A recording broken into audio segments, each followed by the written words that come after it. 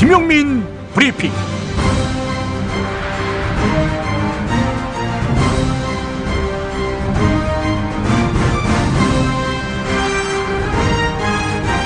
(2016년 11월 12일) 토요일입니다. 오늘 오프닝은 세월호 가족 2학년 7반 이민우 군 아버지와 2학년 1반 유미지 양 아버지의 이야기로 대신하겠습니다.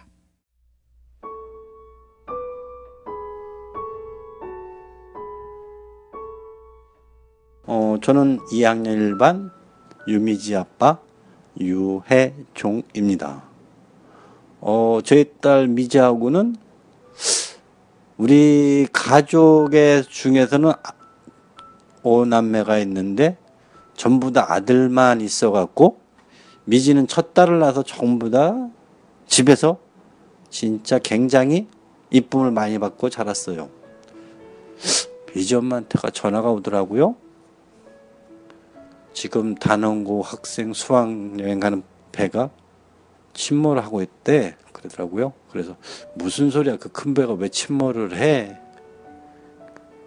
그러고 났는데 이제 전화를 끊고 미지하고 통화가 안 되더라고요. 아, 이거 뭔 일이 있긴 있나 보다 그래서 일하는 거 전부 다 내팽개치고 집으로 왔는데 속보가 뜨더라고요.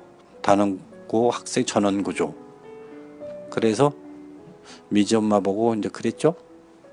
미지가 물에 빠졌으니까 옷은 다 젖고 놀랬을 것 같으니까 우리 가서 미지를 옷을 사입혀서 데리고 오자 그러면서 학교로 갔는데 너무들 많더라고요, 학부형들이. 그래도 일찍 간 편인데 버스가 너무 많으니까 오는 대로 차고 해서 제가 4번째 버스를 탔었어요.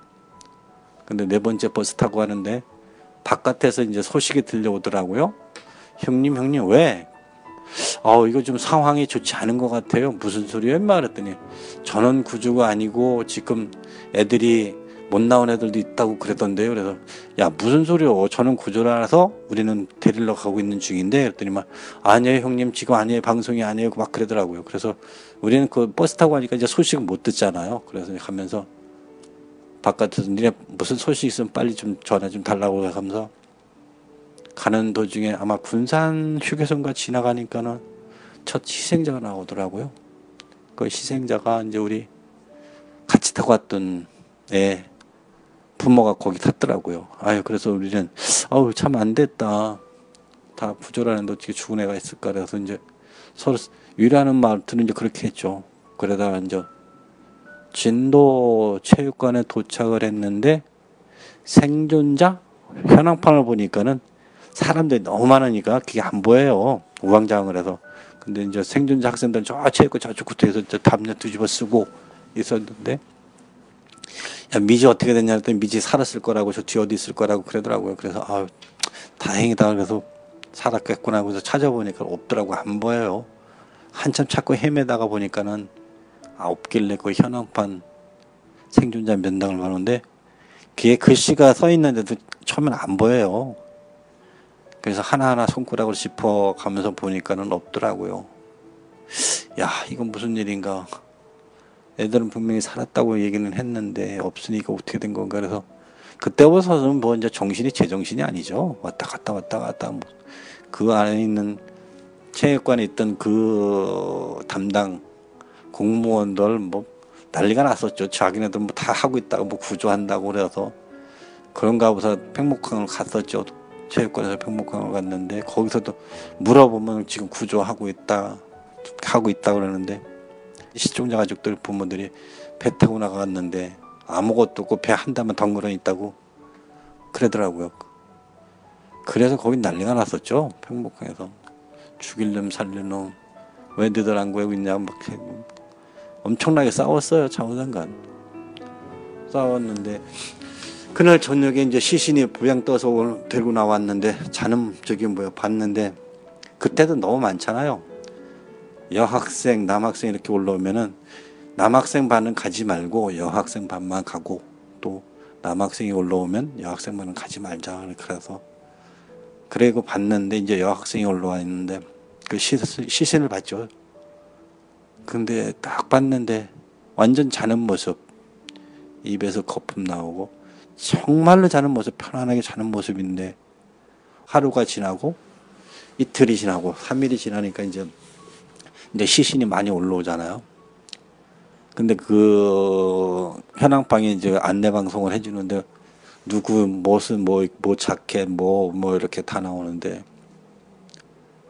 저희 딸은 거기에 없더라고요. 계속. 그래서 하루 이틀 사흘 계속 지나다 보니까 이제 체육관의 자리가 하나 둘씩 비는데 이제 거의 20일이 지나가니까 그 체육관 넓었는데 사람들이 그렇게 많지가 않았어요. 화양안이 비어 있었고 그러다가 저희 딸이 하도 안 나와서 우리가 안 나온 중에서 지금 미수습자가 같이 있었어요. 거기 현철이네, 은하네, 양승지 선생님이랑 이렇게 있었는데 이제 그 중에서는 나만 나왔었죠. 한 달째 되는 날.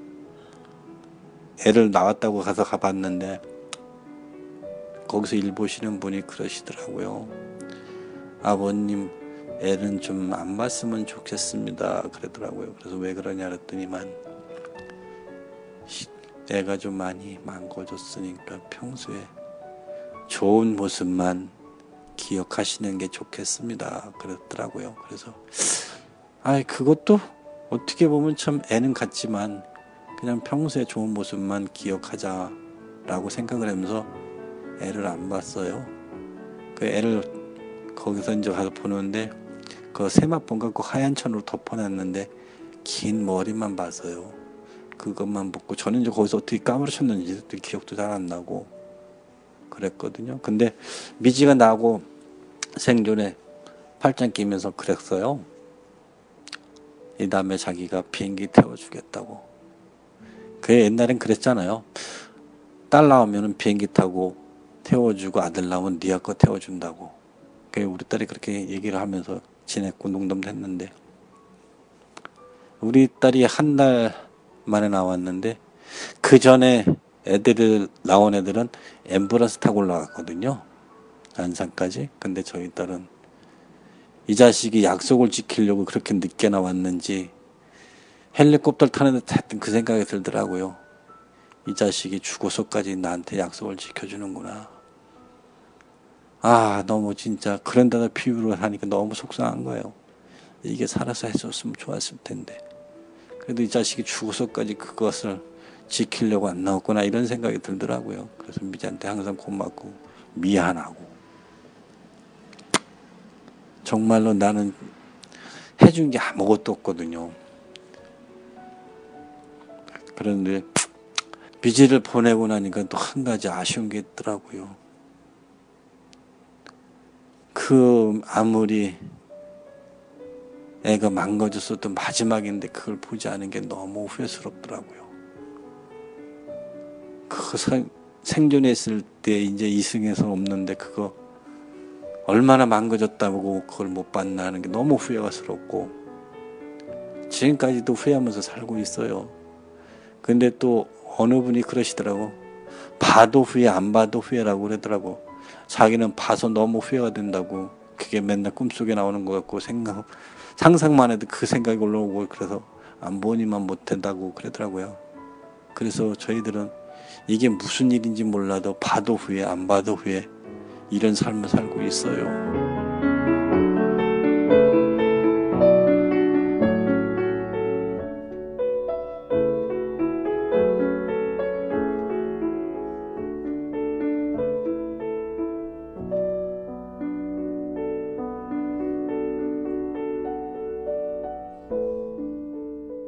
사실 민우 같은 경우에는 너무 부지런해가지고 그 4.16 그 세월호 넘어갔을 때 사실 나왔을 줄 알았거든. 얘가 시골에서 6살 땐가 5살 땐가 1년 동안 살면서 할아버지가 또 뱃사람이라 새벽 4시면 일어나시고 그래가지고 민우 같은 경우에는 최소한 늦어도 5시 그때는 일어났고 할아버지 방에 가면은 눈깔 사탕도 있고 먹을 것이 있으니까 항상 일찍 일어나서 할아버지 방에 꼭 갔거든요. 그래서 이번에 제일 안타까웠던 게 그거더라고. 얘 같은 경우에는 그 시간이면 벌써 가판 위에 올라와서 놀고 있을 시간인데 마지막에 본 그 사진이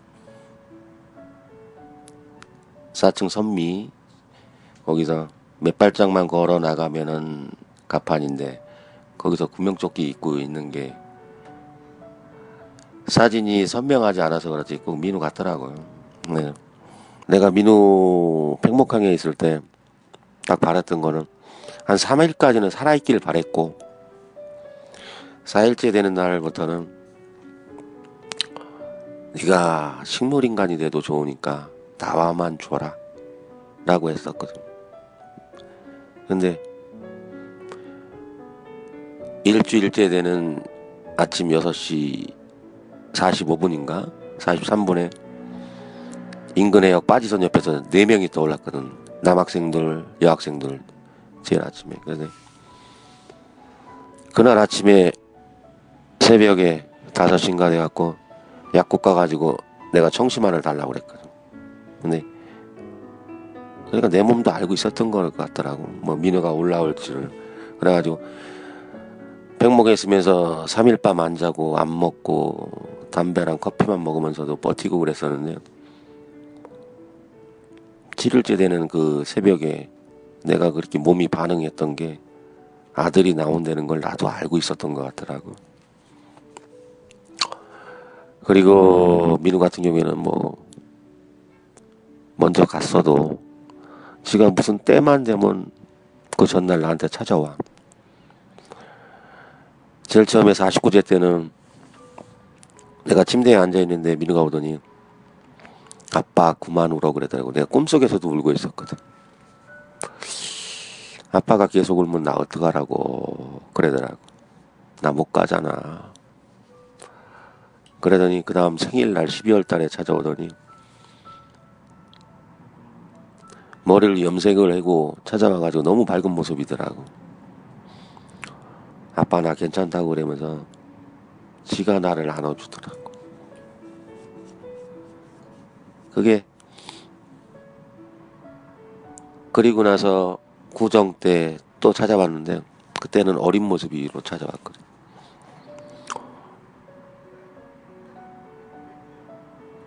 내가 가서 민우야 이리 와. 그래서 한번 안아주고. 근데 꿈을 꾸게 되면은 사실 별로 기억이 안 나는데 그런 장면만큼은 확실하게 그냥 내가 안아준 것 마냥 기억이 나더라고. 그리고 마지막에 꿈에 왔을 때는 살이 통통하게 쪄가지고 왔더라고. 그러면서 네가 여기 어떻게 왔냐 그랬더니 지가 인근 해역 옆 섬에 가서 구명조끼 입어가지고 그쪽에서 구조가 됐대. 그러면서 내가 꿈에서도 그걸 인지하더라고. 얘가 죽었는 걸. 너 죽었잖아. 아니래. 지가 구조돼갖고 저기에서 왔대.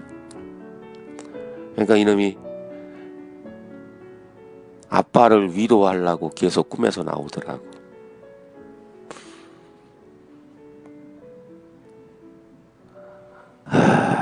그래서 내가 마지막으로 소원이 있다면은 마지막 소원이 신이 계신다면은 바라고 싶은 게 딱 하나. 그분한테는 뭐 진실규명 이런 걸 떠나서 딱 1시간만 줬으면 좋겠어 나한테. 밥 한 끼 먹어서 보내기.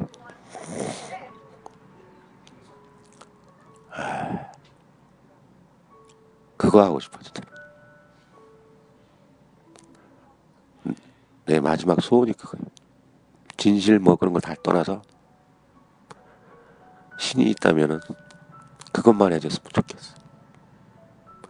먼저 가서 기다려라. 아빠 갈 테니까. 그것만 하고 싶어 그거.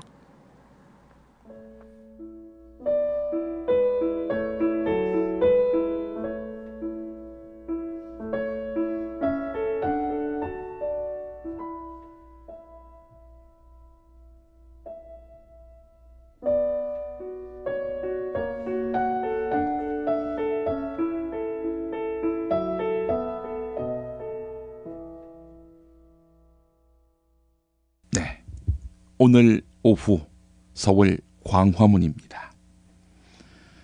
김용민 브리핑은 아름다운 재단이 주도하는 60일의 건강보험증에 동참하고 있습니다. 건강보험공단이 태어난 지 2달 된 신생아에게 연대 납부 의무에 따라서 어머니가 내지 못한 건강보험료 7만 원을 내라. 이런 독촉장을 무려 10달 동안 보낸 사실이 알려져 논란이 됐는데요. 건강보험공단은 체납 독촉 고지서가 잘못 발송됐다. 이렇게 해명했습니다.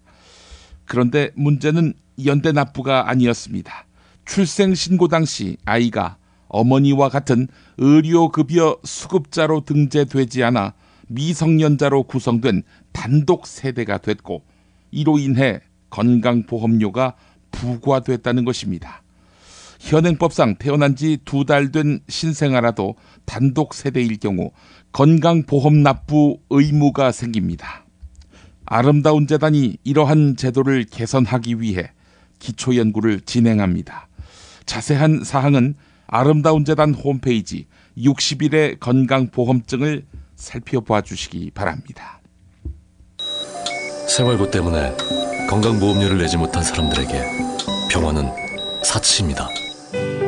그러나 우린 이미 알고 있습니다. 넘어진 사람은 일으키고 아픈 사람은 치료해줘야 한다는 것을. 당신의 기부가 누군가에겐 건강할 권리를 찾는 소중한 기회가 됩니다. 건강할 권리를 찾기 위한 60일의 건강보험증 캠페인. 검색창에 아름다운 재단을 검색해주세요. 야, 너 홍어 판다 그랬지? 팔지. 근데 홍어가 진짜 그렇게 몸에 좋아? 아이 끝내준다니까. 우리 엄마 관절염인데? 홍어. 나 숙취는? 홍어. 마누라 다이어트는? 홍어. 큰이모 뭐 변비? 홍어. 작은 형 소화불량은? 홍어. 여동생 피부? 홍어. 큰 누나 주름? 홍어. 명절 때 선물은? 홍어라니까. 근데 비싸지? 열나 싸고 열나 맛있는 홍어가 있다니까. 어디? 알싸한 홍어. 네이버 검색창에 알싸한 홍어를 검색하시고 1599-6456.com 혹은 1599-6456 전화 주문도 가능합니다. 하나 더, 알싸한 홍어는 진공포장 택배 배송 판매하며 직접 개발한 특제 소스를 서비스로 드립니다.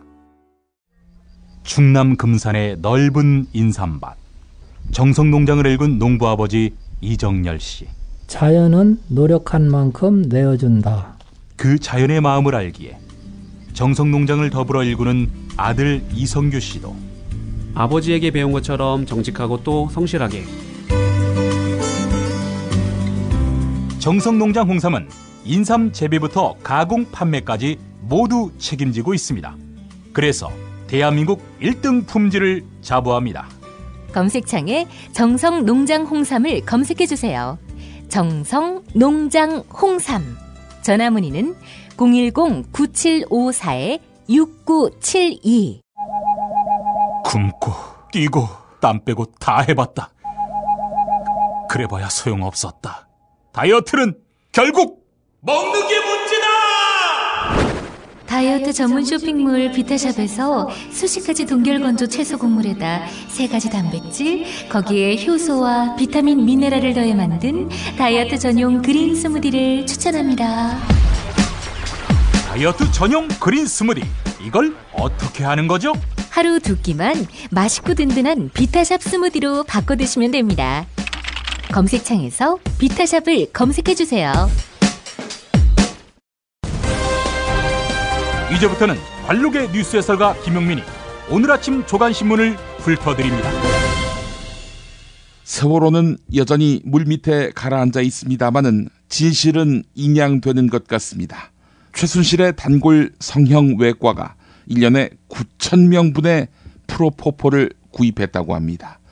우유조사 용도로도 최대 2,000명이 사용할 수 있는 엄청난 양입니다. 1년 영업일을 200일로 본다면 하루 진료용으로는 최대 45명, 우유조사용으로는 10명이 쓸 수 있습니다. 개인 의원이라고 하는데 이 정도면 지나치게 많은 양인 것이죠. 수상한 점이 있습니다. 늘 이렇게 많이 썼던 것은 아닙니다. 2016년 이 병원 원장이 박근혜의 남미 순방에 동행하자 프로포폴 구매량을 2배로 늘렸다는 것입니다. 누구를 위해 이렇게 많이 썼을까? 국민일보 기사였습니다. 청와대는 박근혜가 세월호 참사 당일 정상 직무를 보았다, 이렇게 주장합니다.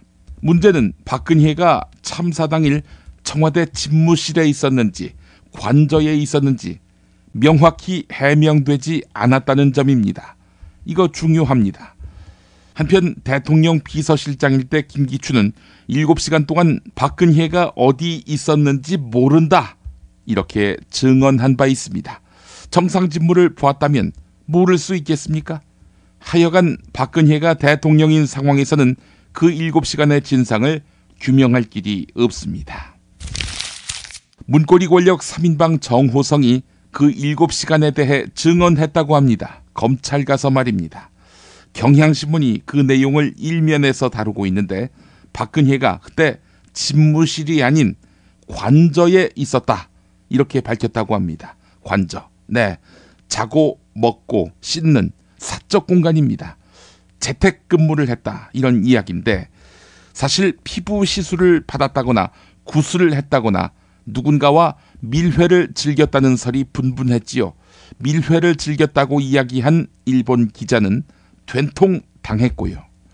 정호성의 말을 100% 믿는다 하더라도 그 엄청난 사태가 발생한 시각에 왜 관저에서 나오지 않았는지, 그리고 나와서는 구명조끼 타령을 하면서 엉뚱한 소리를 했는지 답을 들어야 합니다.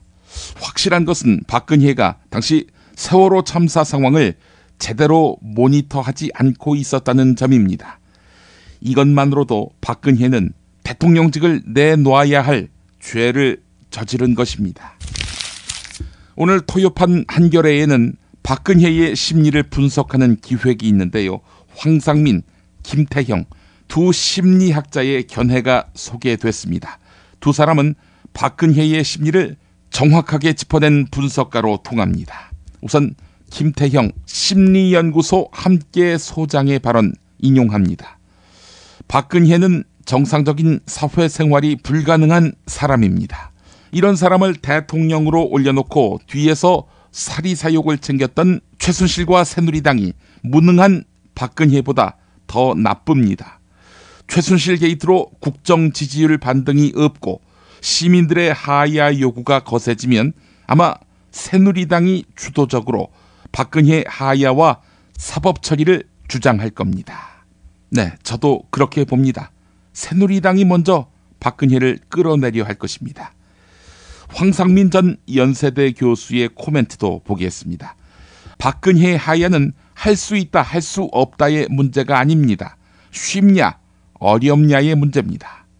사람들이 세월호와 최순실 게이트로 절망하고 분노하고 있지만 동시에 우리가 바꿀 수 있다는 희망을 가지고 있다, 이런 말인데요.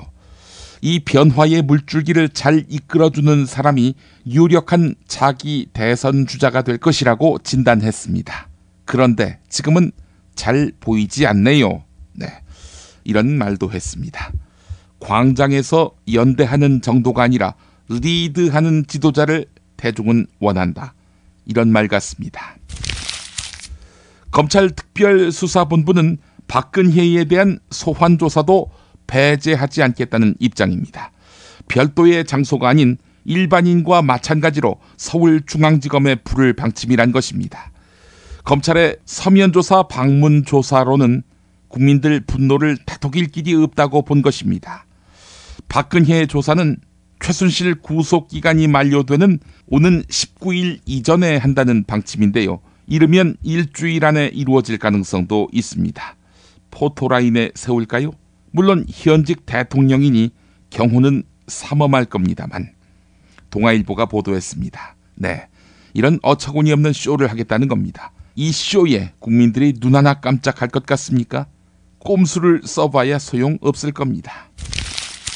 우병우 전 청와대 민정수석의 휴대전화를 검찰이 압수했습니다. 그런데 검찰 표현을 빌리자면 한마디로 깡통 전화기였다고 합니다. 휴대전화의 경우 사용자가 삭제하더라도 통화 내역은 물론이고 문자 메시지, 영상, 사진, 인터넷 검색 기록 등을 대부분 복원할 수 있습니다. 하지만 우병우 전화기에는 그런 것들이 거의 남아있지 않았다는 겁니다. 이는 거의 예상된 결과라는 말이 검찰 내부에서 나옵니다. 시민단체의 고발이 있은 지 114일 만에 이루어진 압수수색이었으니까요. 우병우가 자신에게 불리한 증거나 자료들을 그대로 놔뒀을 리 있겠냐는 겁니다. 우병우 라인으로 채워진 수사팀이 수사하는 우병우 수사. 네, 국민 기만도 적당히 해야지요. 조선일보 보도였습니다. 박근혜의 청와대는 비선 놀이터였다. 네, 이런 경향신문 기사가 눈길을 끕니다. 전 청와대 관계자 A씨. 수용소에 있다 온 것 같다. 수용소에 있다 온 것 같다. 아무것도 안 하고 그만둔 것 같다라면서 월급만 받았다. 이렇게 말했습니다. 개통도 없고 비선이 좌지우지하는 일이 비일비재했다는 것인데 이러다 보니 공식 조직은 잘 굴러가지 않았겠지요. 이 관계자는 수석이나 비서관들이나 다 핫바지였다면서 아무리 회의를 해도 하나만하였다. 논의 방향이 하루아침에 뒤집혔다. 이렇게 말했습니다. 공조직의 영향력이 그리 크지 않아서 외부의 누군가 때문에 굴러갈 것이라는 생각이 들었다. 이렇게 말했습니다. 하나 놓치지 말아야 할 문제가 있습니다. 바로 방산비리입니다. 오늘 한겨레에 군사 전문가 김종대 정의당 의원의 방산비리, 박근혜 최순실 게이트의 끝판왕, 이런 제목의 기사 일부 소개하겠습니다. 박근혜는 주요 국방 문제에 대해 무기 로비스트 린다 김과 의견을 교환했다. 린다 김은 국회의원이 되기 전 필자에게, 즉 김종대 의원에게 박근혜를 2012년 대통령 선거 이후에 비공식적으로 2차례에 만난 사실을 털어놓은 바 있다. 김종대 의원은 알 수 없다고 했지만요. 시중에는 린다 김이 그때 최순실과 친한 사이였던 것으로 알려져 있습니다. 계속 읽어보겠습니다. 미국의 로키드 마틴사의 F-35 전투기 도입을 둘러싼 잡음이 끊이질 않으면서 린다 김의 역할에 세간의 관심이 집중됐던 것도 사실이다. 린다 김 스스로도 나에게 로키드 마틴의 일을 하고 있다고 시인한 바 있다. 전투기 도입은 아니라도 사드 요격 미사일 배치 등 주요 의사결정에서 린다 김이 박근혜에게 조언을 제공했으리라는 추측도 가능하다.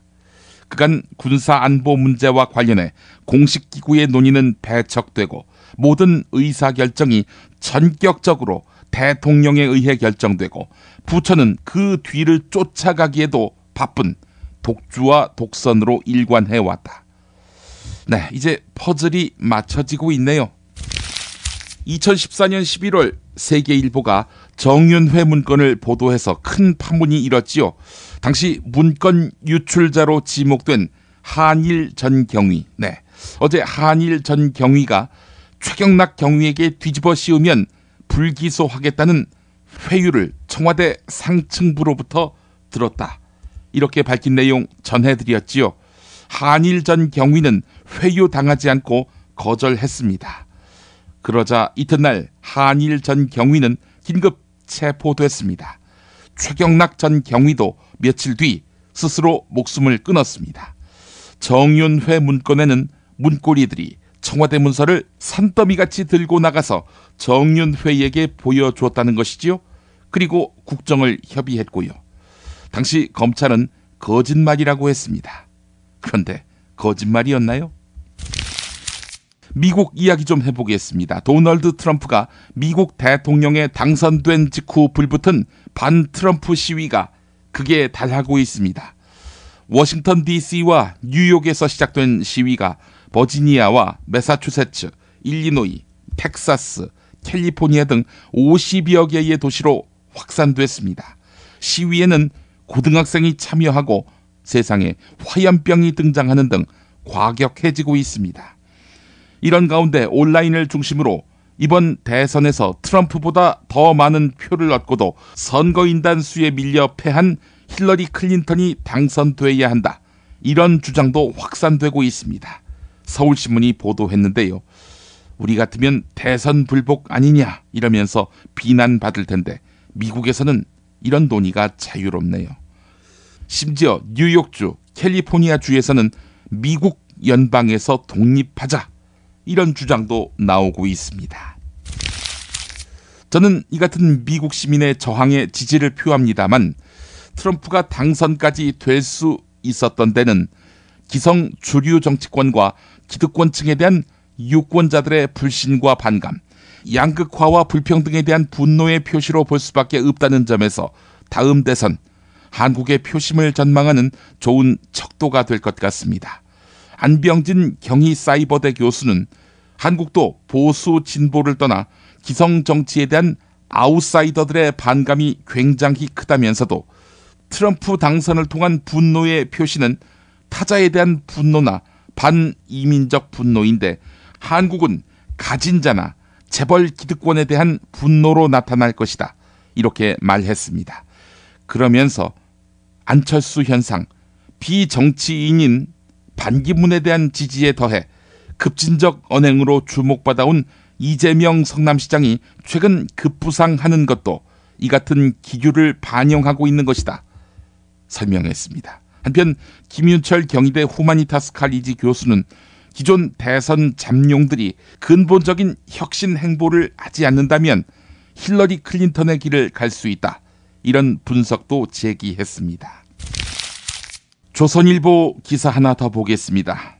이미 전국 각지의 전세버스가 동났고 서울행 KTX표는 특실 등 일부 좌석을 제외하고 거의 매진됐습니다. 버스나 기차편을 구하지 못한 사람들은 자가용 승용차를 몰고 집회에 참가하겠다는 움직임을 보이고 있습니다. 다시 말씀드립니다. 조선일보 기사입니다. 미국 장사랑! 구렁이똥 이뻤다. 장이 살아야 내 몸이 산다. 배변 활동에 도움을 주는 건강기능식품입니다. 미궁 장사랑. 지금 검색창에 미궁 장사랑을 검색하세요. 정권 교체를 함께 염원하는 판촉물 쇼핑몰 네피알. 기념품, 답례품, 기왕이면 네피알로 인터넷 검색창에 입력하시거나 032-519-4800으로 전화하세요. 카카오톡 아이디는 네피알. 일산 라페스타에 있는 풍무 양고기, 즉석에서 숯불에 구워먹는 양갈비하고 양꼬치, 이거 맛보시면 다른 걸 찾지 않아요. 못하니 시방 빨리 예약들 안 하고 031-902-9292.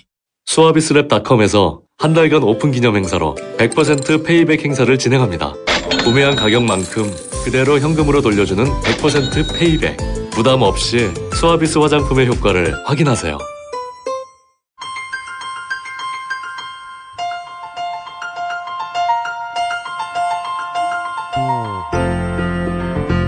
최동석 칼럼.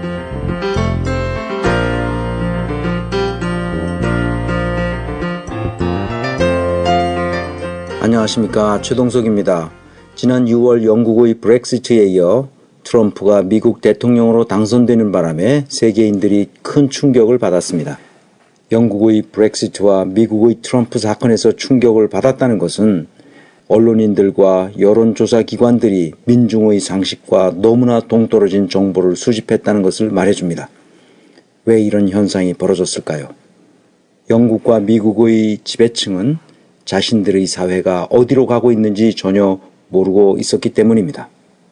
이 충격적인 사태를 분석하는 언론의 보도는 또다시 문제의 핵심과 본질을 비껴가고 있습니다.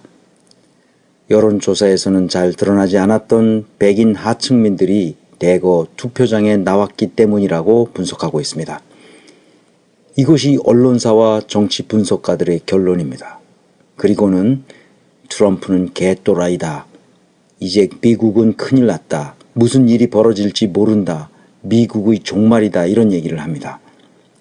트럼프가 어떤 정책을 쓸 것인지 걱정하면서 이런저런 예측을 내놓고 있습니다. 상위 1%의 입맛에 맞게 떠들고 있습니다. 이 모든 분석은 지금 드러난 현상만을 설명하는 것입니다. 마치 이전에 알지 못했던 어떤 원인을 찾아낸 것처럼 호들갑을 떨고 있습니다. 이런 호들갑은 그동안 그들이 저질렀던 잘못된 행태와 잘못된 여론 조작에 대한 알리바이일 뿐입니다. 오늘은 이런 현상을 국가조직론 차원에서 살펴보겠습니다.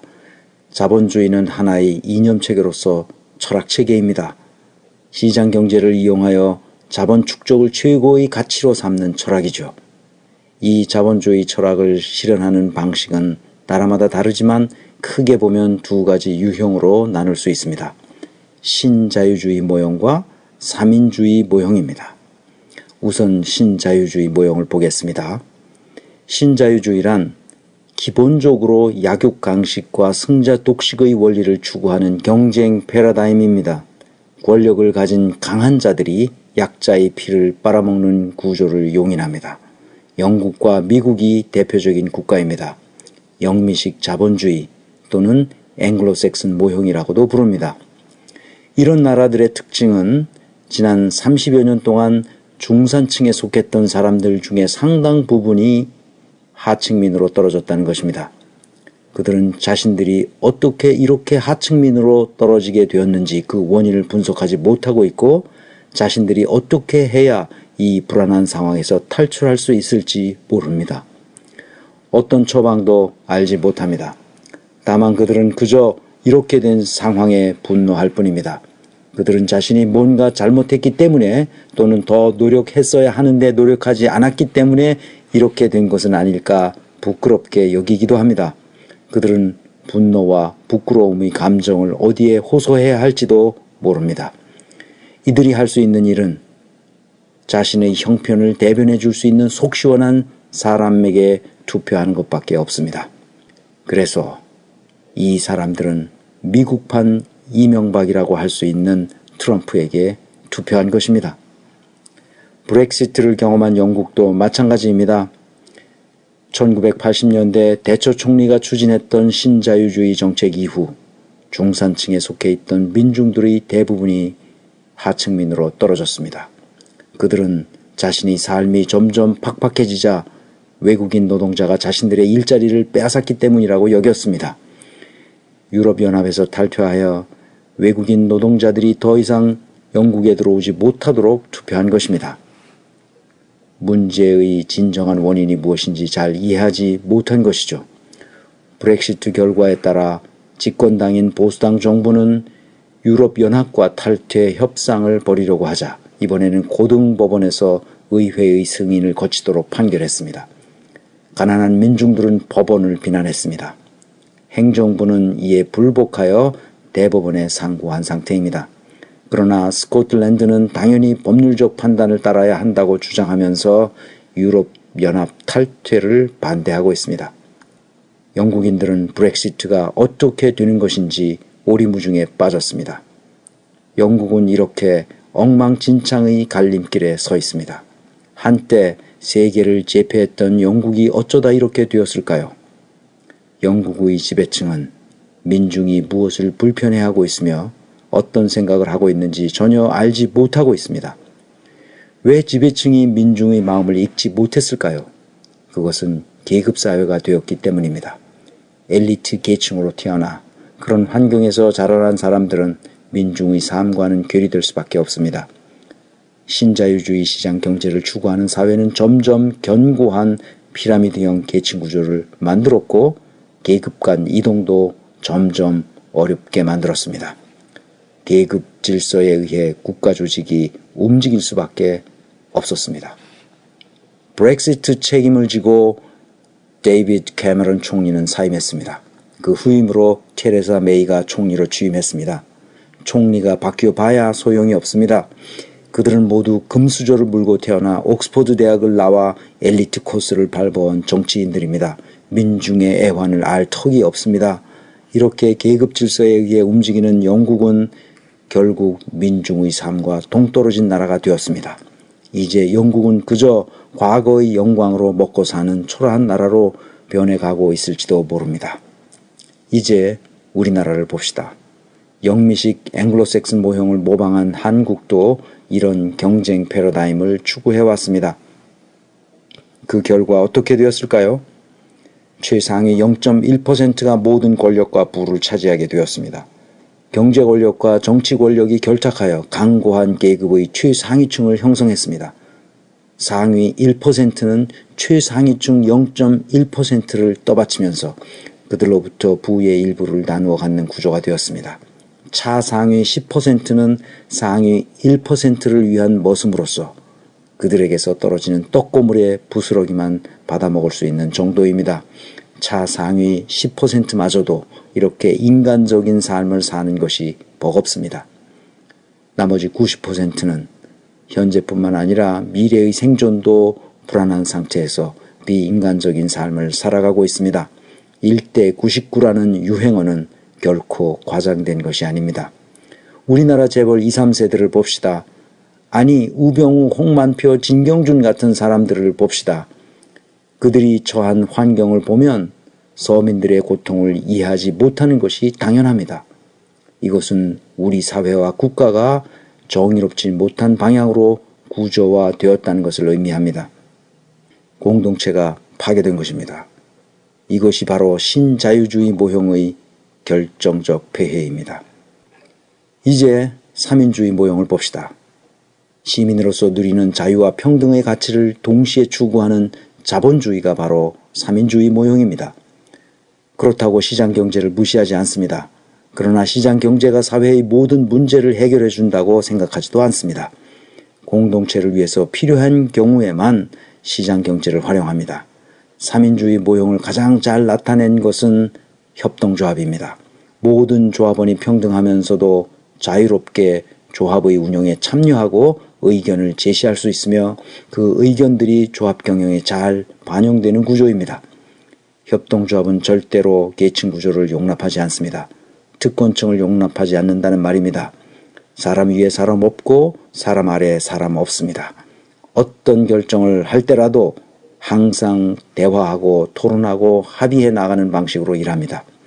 협동조합이라는 이름을 붙이고 그 내부의 운영이 지배와 통제, 명령과 복종의 계층 구조로 되어 있다면 그것은 협동조합이 아닙니다.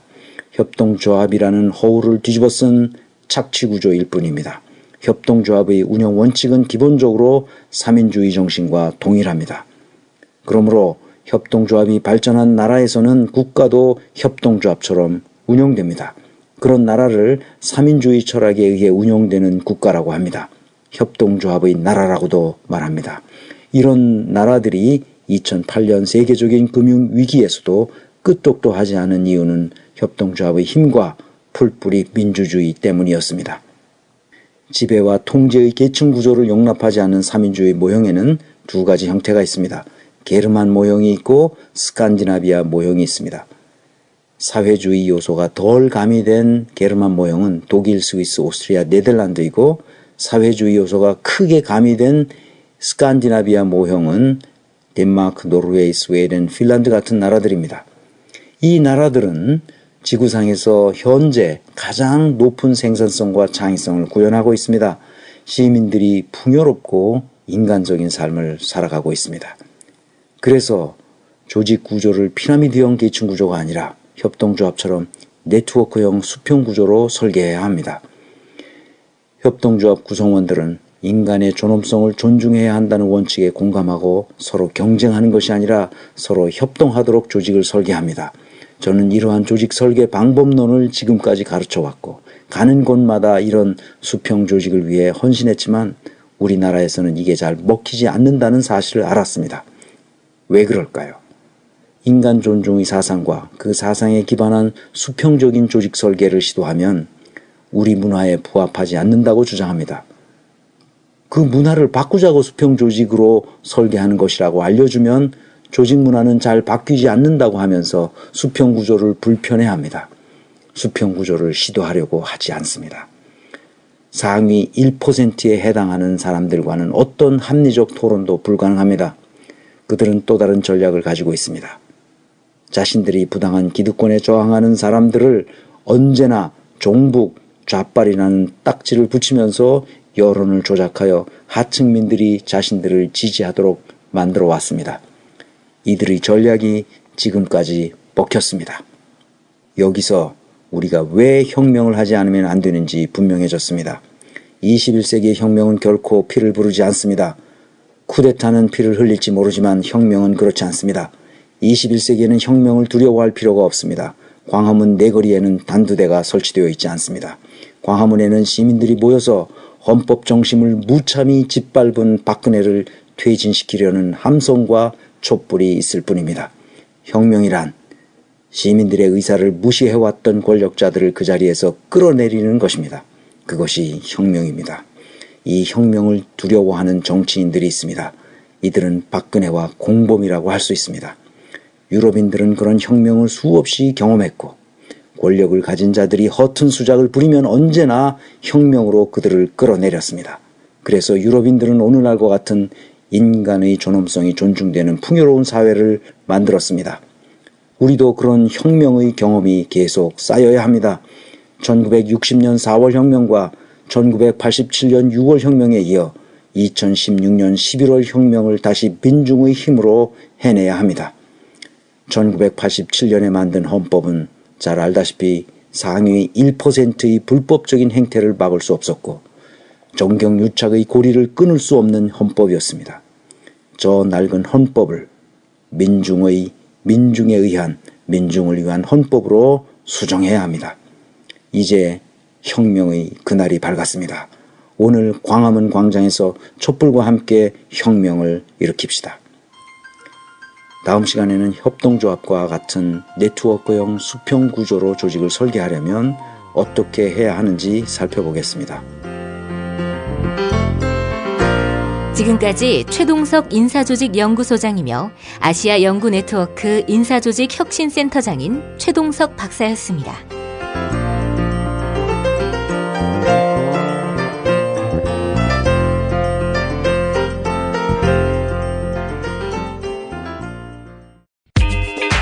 자기야, 매트리스 고르기 너무 힘들어. 대한민국 최초 매트리스 멀티샵 매트리스엠 몰라? 전 세계 최고 브랜드 정품만 취급해. 매트리스 살 때는 꼭 매트리스엠으로 오세요.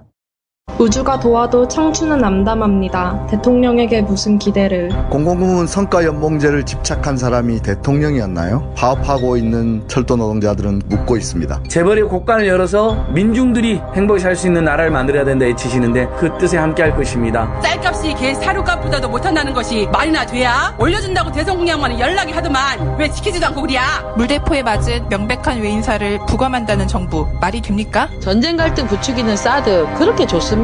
청와대에 누워있어. 4월 16일 대통령은 뭘 하고 있었나요? 모두의 절망은 청와대 엽기 행각의 결과입니다. 박근혜와야 10일 민족총궐기에서 외칩시다.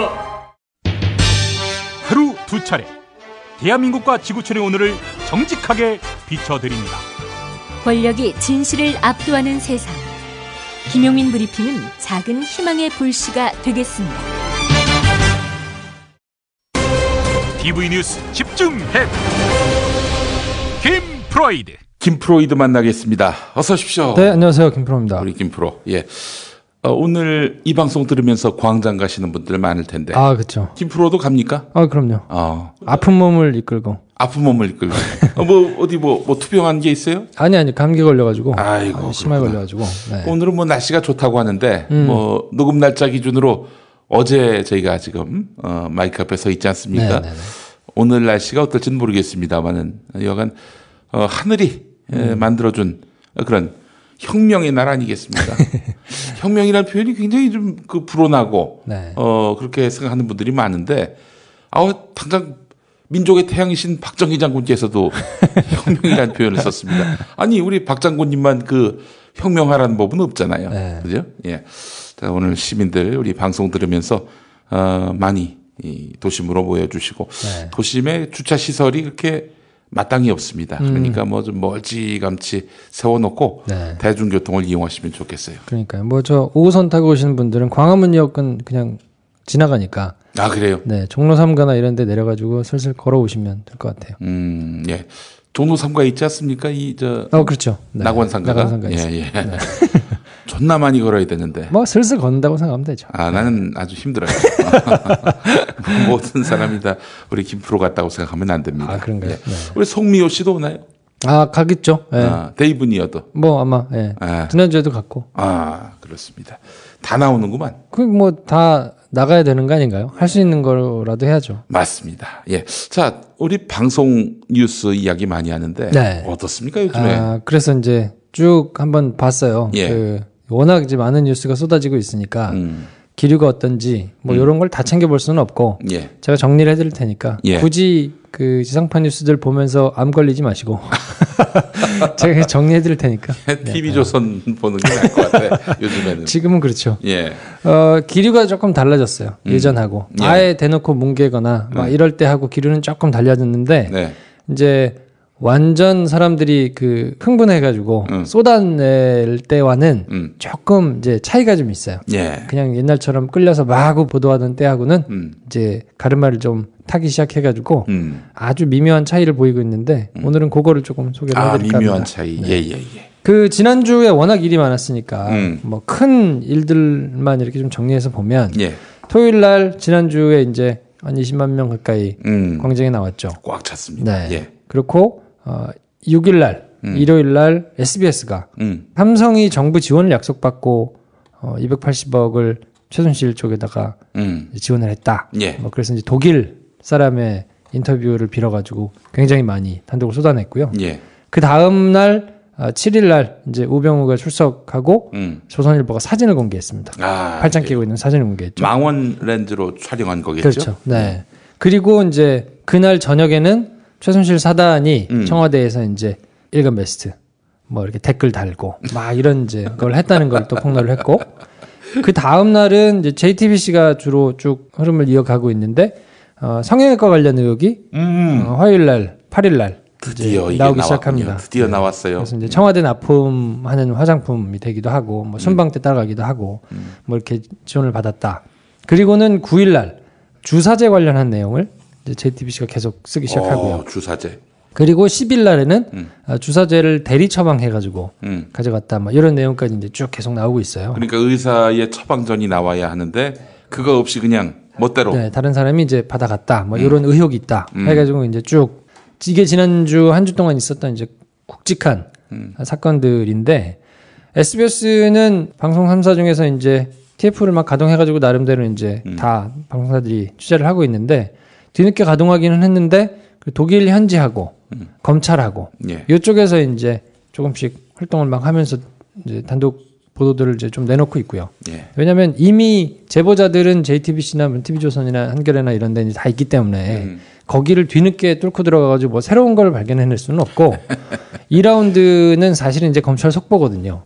왜냐하면 검찰 내부의 사정을 자세하게 들을 수 있는 사람들이어야 혹시 장난을 치거나 아니면 진술이 나왔는데 덮고 가려고 하거나 그렇지. 뭐 이런 거를 이제 실시간으로 잘 체크해가지고 걸러서 보도를 해주는 게 매우 중요하거든요. 지금부터는. 여기서는 그냥 검찰이 외부로 알려지지 않으면 자기들이 딱 입 다물고 그냥 마음대로 그림을 그리기 시작하면 밖에서는 의혹만 제기하고 검찰에서 뭐 나름대로 조사를 했는데 알 방법은 없고 이렇게 되면 이제 수사가 묻힐 수가 있는데 여기서는 이제 검찰 내부에서도 뭔가 목소리가 많이 삐져나오고 있어요. 옛날하고 달라서. 그래서 이제 SBS에서는 이제 그렇게 나가고 있고 KBS는 맥락에서 벗어난 단독을 이제 계속 하기는 하거든요. 근데 여전히 좀 마뜩찮은 상황이에요. 그래서 그 위에 분들은 이게 계속 그렇게 막 자기들이 치고 나가는 걸 원치 않아서 단독이 나와도 이걸 뭐 전체적인 흐름으로는 약간 물을 타는 상황처럼 가져가면서 뭐 전혀 맥락과 상관없이 집어넣는다거나 뭐 이런. 그럼 이건 어떨까? 단독 말고 다독. 다독으로 가는 거야. 그러니까 그거라도 좀 잘 얘기를 하면 좋은데 이게 전체적인 맥락을 보면 약간 물을 타려는 느낌이 좀 있어요. KBS는. MBC는 뭐가 뭔지 감을 못 잡고 있습니다. 전혀 감을 못 잡고 딴 얘기하고 그리고 하는 걸 이제 제가 자세히 좀 봤더니 야 아직까지도 이렇게 정신 못 차린 짓들을 하고 있네 싶은 것들이 조금 군데군데 있습니다. 자세히 좀 보자 그러면 6일 날 그러니까 지난주 일요일이죠. 20만 명이 나와가지고 이제 평화롭게 시위를 하고 들어간 다음 날. 그 다음 날 어떻게 뉴스를 뽑았을까를 봤더니 SBS는 20만 인파 평화롭게 분노 표출 해가지고 했는데 재밌는 게 뭐냐면 경찰 추산 항상 몇 명, 4만 5천 명, 주최 측 추산 20만 명 이런 표현을 해오다가 유독 이날은 20만이라고 박았어요. SBS가. 주최 측 집계한 내용을 그대로 박았어요. 그러니까 주최 측은 집회 시작부터 끝까지 한 번이라도 왔다 간 사람까지 다 개수를 하니까 연인원 20만. 그렇죠. 예. 이제 전부 시위에 참여한 인원이 20만 정도 된다. 그게 뭐 상식적으로 맞는 말이잖아요. 예. 그리고 그게 집회 참가자 수를 얘기하는 것도 맞고. 예. 근데 지금만 그랬겠어요? 옛날에도 그랬지. 근데 옛날에는 항상 그거를 직접적으로 이렇게 숫자를 박아서 안 썼거든요. 그거는 빼고 많은 사람이 모였습니다. 경찰 추산 몇 명, 주최장 추산 몇 명 이렇게 했는데 예. 이번에는 굳이 경찰 추산을 쓰지 않고 그냥 20만. 아니 한눈에 봐도 그게 어떻게 4만으로 보여요. 그건 말도 안 되는 거지 한마디로. 옛날에는 그것도 이렇게 중간에 선다면서 했었는데 이제는 그거를 조금 제끼고 과감하게 네. 뭐 뒤늦지만 뭐 그렇게 가져가고 있는데 KBS는 여전히 숫자를 명기하지 않습니다. 왜냐하면 20만이라고 하는 것 자체가 부담스러운 거예요. 너무 많이 모인 것처럼 보이니까. 뭐라고 그래 그러면? 그냥 충돌 없이 마무리. 성숙한 평화 집회. 이래가지고 기사 내부에서도 뭐 경찰 추산 몇 명 뭐 이런 얘기 없어요. 숫자를 아예 쓰지 않고 그냥 뭐 광화문. 그러니까 당연히 그때 말씀하신 것처럼 이제 풀샷, 부감 너무 많이 이렇게 찍힌 이런 것도 좀 자제하고 하여튼 명기하잖아요. 더 놀라운 건 뭐냐면 6일날 MBC 뉴스에 집회 뉴스가 없습니다. 그래요? 없어요. 이게 주요한 뉴스가 아닌 거야? 없어요. 예. 없고, 뭐, 몇 명이 모였고, 뭐, 평화롭게 이런 건 없어요. 혹시 이때 뭐, 유혈 충돌이 일어났거나, 물대포를 쐈거나, 뭐, 이랬으면 이제 뉴스를 했겠죠. 근데 아예 뉴스에서 없어서, 저는 당연히 뉴스를 이거는 하지 않았을까? 어떻게 했을까? 궁금해서 봤더니, 이야, 빼버리는 이런 신공을. 아예? 네, 아예 빼버렸어요. 박근혜 씨가 만약에 일요일 낮에 어제 시위에 대해서 유감을 표명했다든지 그러면 뉴스로 나왔을 거 아니야. 후보는 나왔겠지 그러면. 그런데 일단 우리 각하께서 뭉개니까 같이 뭉갰구만. 그렇죠. 어쨌든 뭐 MBC에 정신 못 차리고 있는 감을 못 잡고 있는 지금. 그러니까 청와대 방송이란 얘기를 내부로부터 이렇게 나오는 거 아니에요. 그리고 그 다음날 이제 우병우 사진이 공개된 날, 이날은 어떻게 했나 봤더니 전부 다 리포트를 하기는 했어요. 리포트를 하기는 했는데 약간 어처구니 없는 일이잖아요. 근데 아프게 쓰거나 뭐 이런 데는 별로 없고 굉장히 물타기 해가지고. 근데 여기서 보면 우병우 출국금지 직무유기 뭐 의혹 수사 해가지고 KBS가 굉장히 길게 보도를 했거든요. 야, 이건 좀 독특하다. 왜냐면 우병우에 대해서 왜 이렇게 길게 했을까? 그 째려본 사람 있지 않습니까? 우병우가? 네. 그 사람이 KBS 기자예요. 그 여기자. 네. 그 여기자도 아주 당차대. 그러니까 거긴 이제 기수가 낮으니까 보통 그렇게 이제 모여서 마이크를 잡는 기자들이 막내 기수들이 많거든요. 우리 김프로도 했었습니까? 저도 이제 막내 때 주로 했었고. 누구 했던 기억이 나요? 저는 뭐 이건희 회장 옆에서.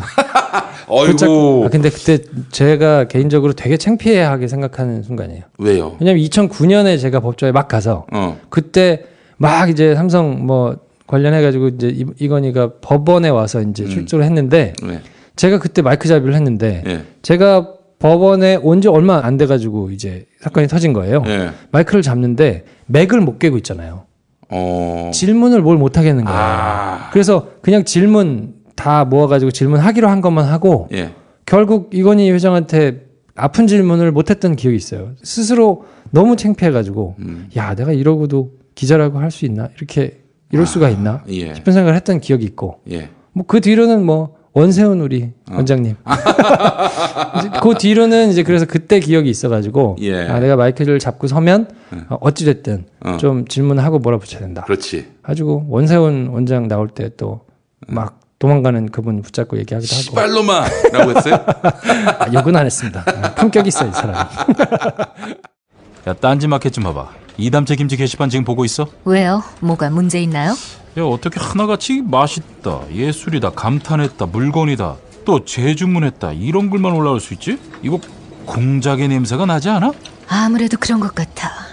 이담채 김치 게시판에 작전 세력이 개입한 거 아닐까요? 그럴 리가요. 이담채 김치는 맛있는 김치 말고는 따로 자랑할 게 없습니다. 드셔보시고 판단하세요.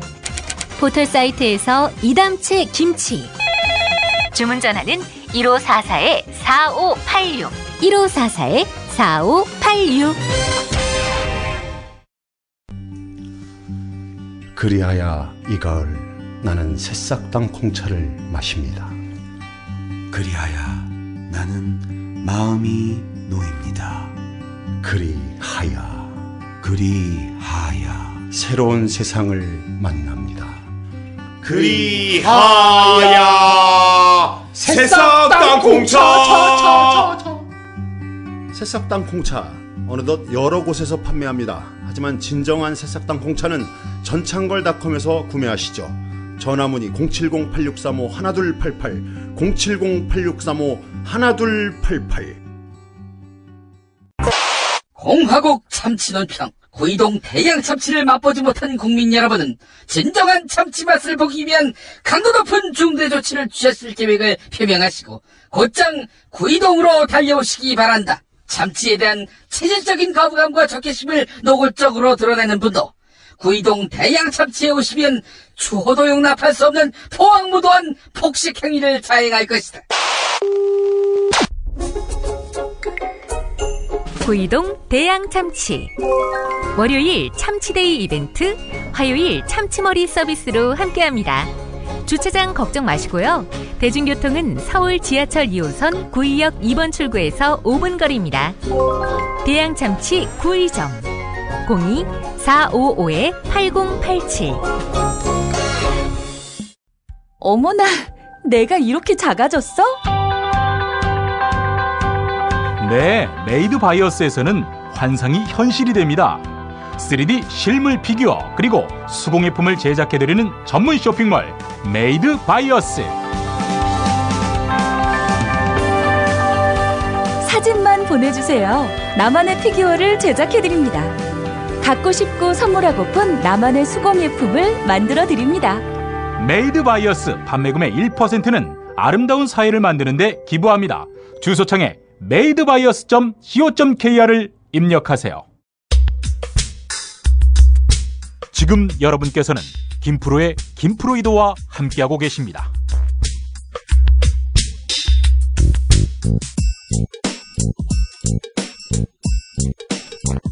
팟캐스트 제작자인 김프로, 그의 역작 재즈가 알고 싶다, 그리고 시네마 스타 많이 사랑해주세요. 뭐 하여튼 뭐 그랬던 기억이 있는데 그래서 KBS 기자가 이제 질문을 했다가 째려봄을 당했기 때문에 요거는 굉장히 길게 사진도 굉장히 길게 그 장면이 나오니까 네, 앵커 멘트도 막 길게 뽑아가지고 이제 했더라고요. 예. 근데 이제 이날부터는 보니까 SBS가 그 최순실 관련한 요 국정농단 사건을 20개 했거든요. 리포트를. 예. KBS는 15개, MBC는 14개. 그러니까 여전히 얼마나 비중을 두고 보도를 하는가를 보면 그 마음속을 읽을 수 있는 거죠. 네. 화요일 날 대통령이 국회를 방문했습니다. 뭐 후다닥 하고 이제 가서 13분 방문하고 가셨잖아요. 뭐 그냥 전화로 하든지 아니면 문서로 써서 사인해가지고 보내든지. 뭐지 말라 그랬는데 굳이 자기가 찾아와가지고 뭐 얘기도 안 듣고 그냥 얘기하고 갔는데 이때도 마찬가지로 SBS가 20개 했고요. KBS가 15개, MBC가 13개를 했는데 청와대 꼭지는 3사가 공통 똑같아요. 이랬습니다, 저랬습니다, 박근혜 대통령 싱크나고 뭐 이랬습니다, 저랬습니다, 그리고 끝나고. 핵심은 정의당 의원들이 손팻말로 하야하라. 요거 나왔습니까? 아, 그것도 뭐 따로 언급하지는 않았어요. 네, 그냥 지나가듯이 전혀 비중 없이 그 박근혜 대통령이 이렇게 얘기했습니다, 저렇게 얘기했습니다, 정세균 위원장이 이렇게 받았습니다, 뭐 이런 얘기만. 아니 이게 바로 민심을 담은 건데 하야하라 보도를 안 했어요. 아, 전혀 뭐 그런 내용 없이 그냥 박근혜 대통령 이야기를 받아 쓰는 여태까지의 패턴과 똑같은 걸로 20개를 했는데 그날 SBS는 뭐 삼성이 정유라 프로젝트를 뭐 했다든지 마스코트를 박근혜 대통령이 개로 바꾸라 그랬다든지 뭐 이런 단독들이 이제 소소하게 나왔고 예. 김종하고 최순실이 뭐 만났었다 몰랐다 그랬는데 만났다 뭐 이런 이걸 단독이라고 하기도 어렵죠. 이걸 뭐 다 그렇다고 생각할 거 아니겠어요. 근데 예. 어쨌든 KBS는 이제 이런 거를 했고 MBC도 단독이랍시고 이제 삼성의 뭐 하나 빅딜 관련해 가지고 이제 최순실이 뭐 거액을 요구했다. 보면 최순실이 나쁜 놈이다라는 내용들이 MBC에서는 계속 나와요. 근데 그 외에 다른 것들은 잘 나오잖아요. 최순실만 조명하는 데는 이런 그 레토릭이 숨어 있잖아요. 네. 박근혜는 피해자다. 속았다. 네. 이런 거. 그러니까 그 맥락에 맞는 단독들은 나름대로 나오는데 그것도 되게 뻔한 뭐 검찰이거나 소스가 빤한 곳에서만 나오고 예. MBC는 뭐 거의 뭐 역할을 못 하고 있다고 보면 되고요. 예. 그리고 이제 수요일 날 우리 트럼프 형님이 대통령에 당선이 되셨거든요. 화투 대통령. 야, 깜짝 놀랐어요. 네. 나는 상상도 못한 일이었어요. 와, 뭐 하여튼 야 설마 했는데 예. 진짜 트럼프가 대통령이 되는 이런. 예, 이거 쇼크지 쇼크. 네. 그래서 뭐 하여튼 말들이 많았는데 이날 트럼프 뉴스가 당연히 이제 뭐 큰 뉴스니까 톱에 나왔는데 SBS가 트럼프 뉴스를 13개 하고 그 다음에 이어서 최순실 뉴스를 16개 했어요. 근데 KBS는 트럼프 뉴스를 17개 하고 최순실 뉴스를 10개. 그러니까 이제 뭔가 묻고 싶은 거죠. 트럼프를 막 최대한 쪼개가지고 많이 보도하고 뒤에다가 이제 최순실은 뭐 이렇게 묶어서 했는데 이거 재밌는 게 트럼프 뉴스가 17개 나온 다음에 첫 뉴스로 어떤 게 나왔냐면 야당이 총리 추천 제안을 거부했다. 그러니까 지금 트럼프가 돼가지고 이렇게 난리가 나고 불확실성이 커졌는데 야당은 지금 이 혼란을 가중시키고 있다라는 뉘앙스를 풍기는 이제 편집이 이루어진 거예요. 무책임하다. 네. 이런 식으로. 그리고 이제 이어서 청와대는 총리의 권한을 확실히 보장하겠다고 했다. 그러니까 전체적인 맥락으로 그냥 보면 야당이 안 된다고 막 반대하고 야당은 여기서도 지금 반대하고 있고 청와대는 이렇게 해주겠다고까지 하는데 야당이 계속 저러고 있다라는 뉘앙스를 약간 풍기는 거라고 보면 되고요. 사실 청와대는 헌법에 명시되어 있는 그 권한을 주겠다는 뭐 하나만 한 얘기를 한 건데 지금까지 안 줬나? 대단히 큰 선물을 준 것처럼 그렇게 호도했단 말이에요. 그럼요. 지금까지도 똑같이 계속 그랬었고요. 언론이 그걸 짚어줘야지. 이건 네. 뭐 헌법에 나와 있는 그 총리의 기능에 대해서 뭐 그 반복한 것에 불과하다. 아무 의미 없다. 이렇게 짚어줘야지. 그게 CCBB 기능을 수행해야 할 언론의 역할 아닌가? 그렇죠. 그러니까 지금 이제 박근혜 대통령이 이렇게 아무 얘기를 안 하는 거는 나중에 책 잡힐 일을 안 하겠다는 거거든요. 대통령이 결국에는 도장을 찍고 사인을 해야 실행이 되는데 네. 밑에서 다 해가지고 올라와도 이거는 안 하겠다라고 하면 지금 만약에 이런 걸 명확하게 못 박으면 나중에 그걸로 책이 잡히니까 지금 이런 걸 안 하고 그냥 애둘러서 헌법에 보장된 걸 하겠다. 그러면 그때 가선 그런 얘기 하겠죠. 아니 대통령의 권한은 헌법이 보장하고 있는 거라 이거는 하자가 없다라고 만약에 정쟁으로 몰고 가면 나중에 가서 아무 말 할 수 없게 되거든요. 예. 국민일보가 어제자에서 뭐 이선 후퇴 이거 헌법적으로 가능하다. 이런 헌법학자들의 다수 의견을 소개했는데 저는 그런 의미에서 보면은 일단 이선 후퇴 총리에게 뭐 이른바 내치의 권한을 맡긴다. 이거는 일단 갖고 있다가 이 주말 집회에서 엄청난 그 민심의 저항이 확인되면 그 다음에 쓸 카드로 지금 묵혀두고 있는 것은 아닌지 하는 생각이 드는데. 뭐 그렇죠. 카드가 몇 개 없으니까 뭐 그것도 충분히 일리 있는 얘기네요. 네. 그래서 그 카드를 쓸 가능성도 고려해 볼 필요가 있다. 근데 그거는 뭐 일고의 가치가 없죠. 네. 지금은 하야를 해야지 무슨 거기서 직을 수행하는 건 말이 안 되는 거니까. 예. 네, 그래서 계속 방송 뉴스를 보면 9일날 이제 KBS가 17개, 최순실 10개를 했는데 MBC는 트럼프 똑같이 17개를 하고 최순실 14개를 했는데 역시 마찬가지로 최순실의 첫 곡지는 야3당의 제안을 거부하고 장외 집회에 참여하기로 했다. 그리고 뭐 뒤에는 이제 청와대가 보장하기로 했고 뭐 이선 후퇴가 위헌 논란이 있다. 뭐 이런 이제 맥으로 가져가면서 참 뭐 공동 편집 회의를 하나 봐. KM 어떻게 이렇게 생각이 똑같은지 모르겠어요. 그리고 이제 10일 날은 우병우 압수수색을 한 날인데 114일 만에. 그렇죠. 네. 근데 그것도 이제 재밌는 게 최순실을 SBS가 12개를 하고 이제 톱은 최순실로 다시 돌아왔어요. 그리고 그 다음에 트럼프를 12개를 했거든요. 근데 이제 뭐 여기에는 국내 금융시장이라든지 전자권이라든지 북한이라든지 일본이라든지 이런 걸 다 섞어가지고 이제 한 거라서 뭐 트럼프 뉴스만 했다고 보기는 좀 그렇고요. 우병우 압수수색이 되게 미진했다. 굉장히 늦었고 뭐 기다리느라고 이거를 뭐 제대로 됐겠느냐라는 뉘앙스의 거를 이제 하고 최순실 태블릿 PC가 생일 선물로 전달이 됐다는 뭐 검찰 수사 속보라든지 정윤회가 뭐 역술인을 계속 박근혜 대통령 관련해가지고 만났었다든지 그리고 뭐 택도 아닌 화장품 매장이 면세점에 들어갔다든지 뭐 이런 이제 단독들을 계속 이제 하고 있고요. 병원 관련해가지고 비전문의가 서울대병원 외래교수에 들어갔다 뭐 이런 걸 한 꼭지 넣었는데 요건 아까 제가 서두에 말씀드린 성형외과, 뭐 주사제 이런 거를 이제 JTBC가 계속 몰고 나가고 있잖아요. 단독을 치면서. 근데 요거에 대한 전체적인 맥락 흐름을 따라가고 있는 거라고 보면 되는 거죠. 왜냐하면 이제 거기에서 사람들이 예상하는 것처럼 세월호가 터진 날 뭐 7시간 동안 연관이 있느냐 이 일과 뭐 이걸 이제 맞춰가기 위해서 계속 퍼즐을 지금 맞춰가고 있는데 그거에 대해서 이제 맥을 따라가고 있는 거라고 보면 되겠는데 KBS가 트럼프 관련해가지고 탑으로 보도를 했어요. 최순실은 그 뒤에 트럼프 관련해서 8개 넣고 예. 최순실 9개 넣고 근데 우병우 재밌는 게 우병우 압수수색 그냥 수사한다는 뉘앙스를 비치도록 기사를 썼어요. 그러니까 사람들이 보면 우병우를 수사를 하나보다 제대로 수사를 하나보다 뭐 이런 뉘앙스를 받도록 뭐 압수수색이 늦었다거나 그리고 하필 아까 말씀하신 대로 100 며칠 만에 그 아니고 사표 수리한 지 11일 만에 그러니까 이거를 최대한 줄일 숫자를 찾다 보니까 사표를 수리하고 열하루 만에 압수수색을 했다. 그러니까 뭐 열하루 뭐 많이 늦은 막 그냥 그 정도면 된 거 아니 이렇게 이제 얘기를 할 수 있잖아요. 의혹이 터진 지로부터 한번 몇 달 만에 이제 한 건데 예. 이제 뭐 하여튼 이렇게 꼼수를 좀 부리고 있고 MBC는 트럼프를 10개 하고 최순실을 8개 넣었는데 우병우 압수수색 기사를 어떻게 넣었냐면 본격적인 수사가 시작됐다. 우병우에 대해서 114일 이런 거 없어요.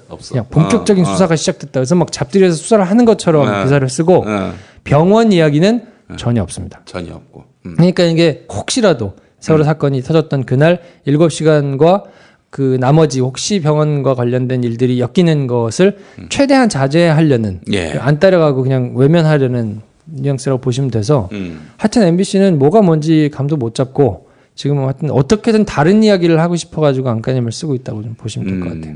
그래요. 네. 한마디로 봉창 두드리는. 봉창 두드리죠. 네. SBS 뉴스만 봐야겠구만.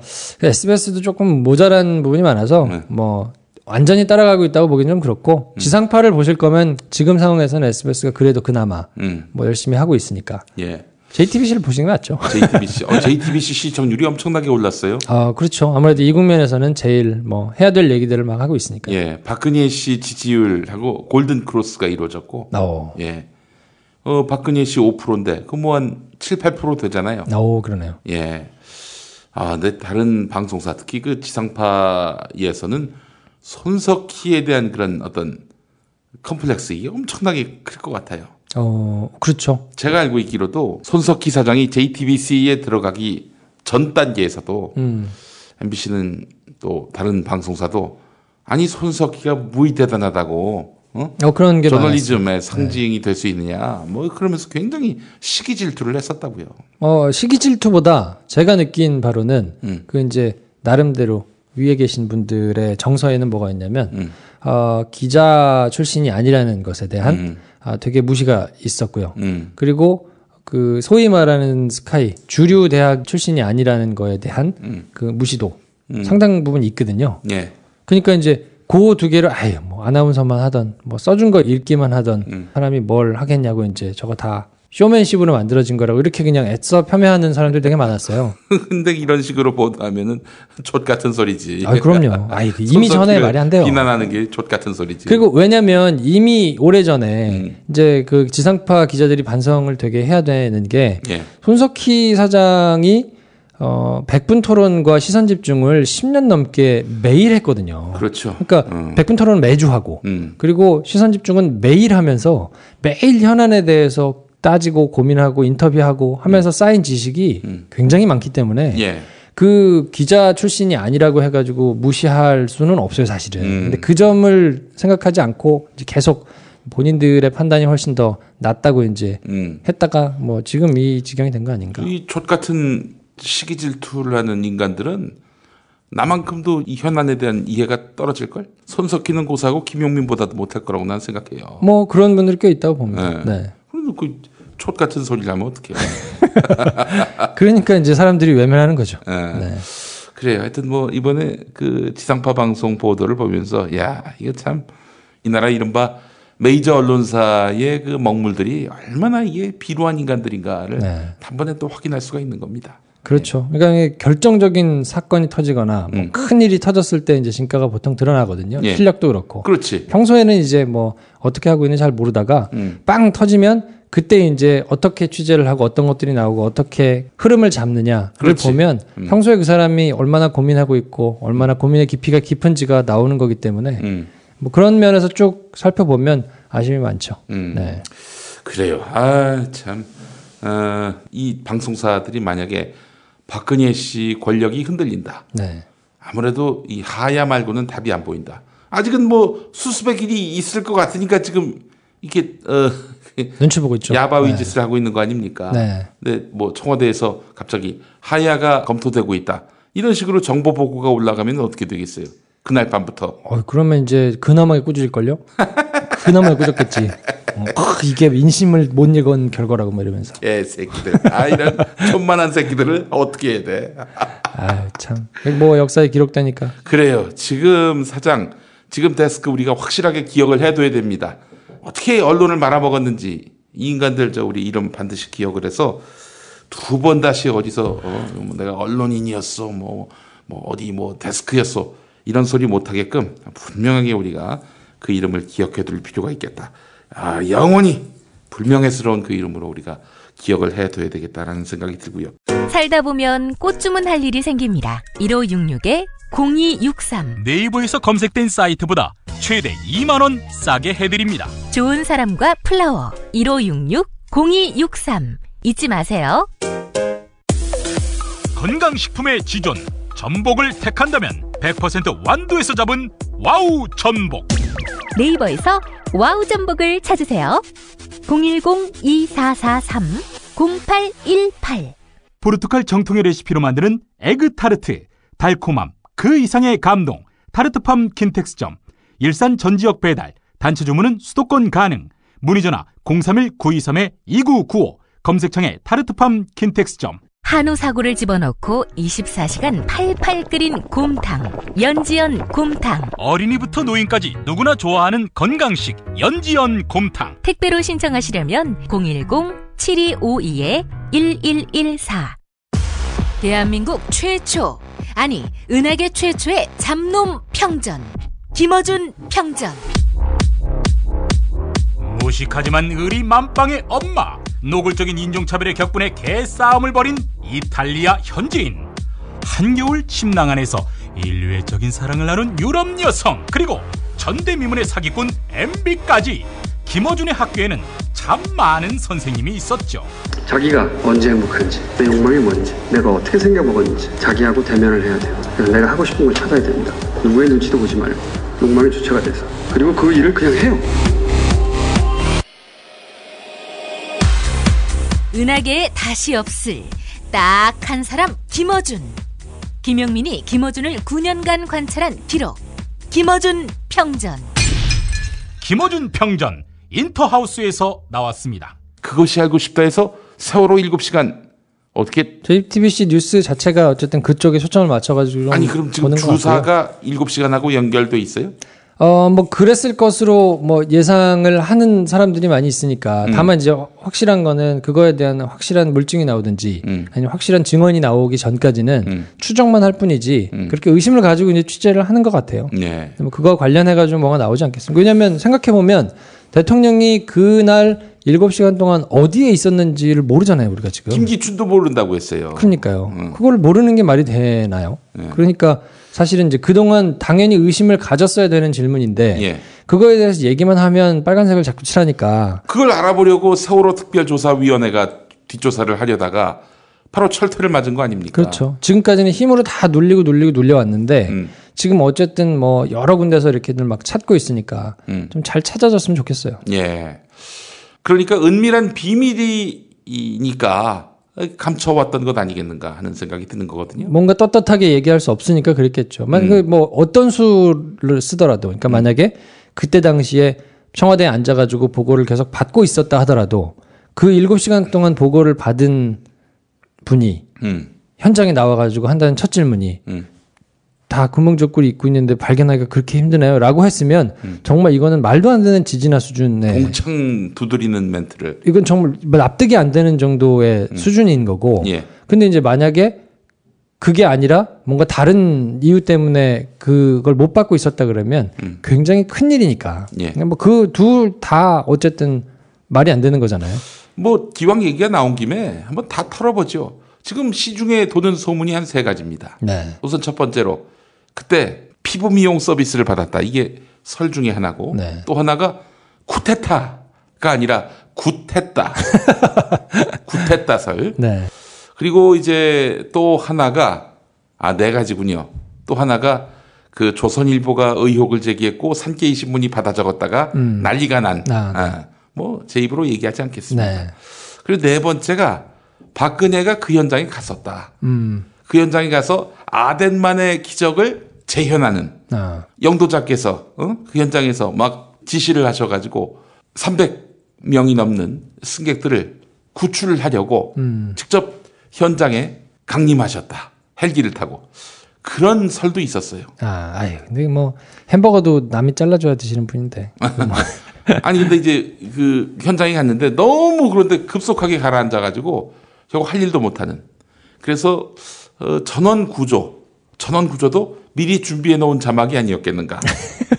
이런 설이 있었어요. 그 한 네 가지 설 중에 일단 뭐 남녀 관계 부분은 뭐 제가 봐도 그건 신뢰감이 좀 떨어지고요. 결국에는 구술을 했거나 아니면 뭐 피부 미용 서비스를 받았거나 이런 쪽으로 여론은 또 의혹을 갖고 있단 말이죠. 뭐 그런 의혹이 있기 때문에 언론에서도 이제 검증을 하는 차원에서 뭐 여러 가지 가능성을 열어두고 이제 뭐 취재를 하고 있는 건데 예. 뭐 조금씩 지나면서 이제 퍼즐이 좀 맞춰지는 것 같은 부분도 있고 이거는 조금 결에서 어긋난다, 빗나간다라는 것도 있기 때문에 조금 더 하여튼 열심히 기자들이 뒤지고 있으니까 뭐 끝까지 가려지기는 어렵지 않겠나. 현 정부에서는 어렵지. 지금 이 지경이 될 줄 알았나요? 정유라 이화여대에 대해서 이렇게 끄집어서 터질 줄 알았나요? 우리 이화여대생들의 그 한거 속에서.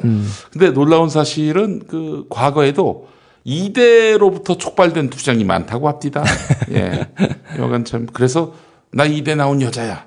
이 말에 힘이 실릴 수밖에 없는 거야. 저는 어떻게 생각하냐면 MB 정부 때는 그래도 통치를 많이 해보고 위에서 뭔가 집행을 많이 해본 사람들이 뭔가를 빼먹기 위해서 굉장히 교묘하게 자기가 아는 꼼수란 꼼수는 다 써가지고 막 이렇게 운영을 했기 때문에 찾아내는 사람 입장에서도 굉장히 좀 어렵게 힘들게 찾아내고 막 했던 부분들이 좀 있는데 택도 아닌 깜도 아닌 사람들이 막 전횡을 휘둘리면서 한 게 나온 거라서 지금은 사실은 뭐 이렇게까지 말도 안 되게 될 거라고는 사실 생각도 못 했잖아요. 예. 그래서 이제 어디서 어떻게 터져나올지 모르는 요인들이 좀 많이 있다고 봐요. 그래서 얼마 전에 아마 오늘 올라왔을 텐데 파파이스 제가 출연을 했는데 김어준 총수는 이렇게 얘기하더라고요.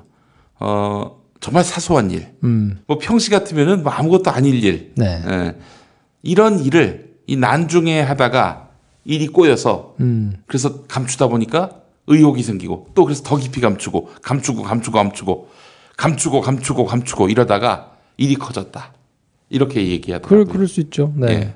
예를 들어서 그게 만약에 피부 미용이라면 그 설득력이 있어요? 그럴 수 있죠. 네.